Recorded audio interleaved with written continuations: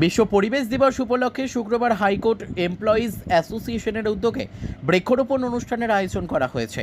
এদিন অ্যাসোসিয়েশনের উদ্যোগে রামনগর ৩ নম্বর রোড স্থিত হাইকোর্ট কোয়ার্টার কমপ্লেক্স বৃক্ষরোপণ উৎসব অনুষ্ঠিত হয়েছে।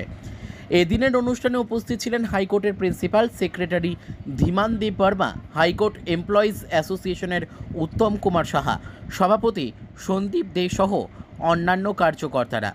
অ্যাসোসিয়েশনের জনৈক কার্যকর্তা বলেন, বিশ্ব উষ্ণায়ন থেকে রক্ষা পেতে হলে জনগণকে বৃক্ষরোপণ করতে হবে।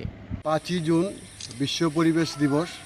এই বিশ্ব পরিবেশ দিবসকে কেন্দ্র করে আমাদের হাইকোর্ট চত্বরে আমরা বৃক্ষরোপণের উদ্যোগ অথরিটি লেভেলে নেওয়া হয়েছিল। এরই একটা অঙ্গ হিসাবে আজকে হাইকোর্ট কোয়ার্টার কমপ্লেক্স রামনগর 3 চত্বরে হাইকোর্ট এমপ্লয়িজ অ্যাসোসিয়েশনের উদ্যোগে আজকে বৃক্ষরোপণের আমরা একটা আয়োজন করেছি। সেখানে আমাদের প্রিন্সিপাল সেক্রেটারি শ্রী ধীমান দেব বর্মা মহাশয় উপস্থিত থেকে এটা উদ্বোধন করেছেন এবং এখানে যারা দেখছেন আমরা সব সহকর্মীরা উপস্থিত আছি।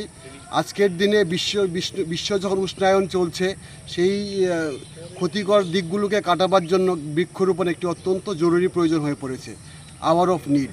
সো সেটাকে কেন্দ্র করেই আজকে আমাদের এই উদ্যোগ।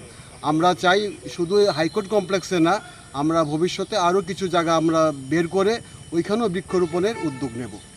আপনার পরিচয়টা? আমি সভাপতি high court employees association, Sandip De. Bureau report, news daily Bharat.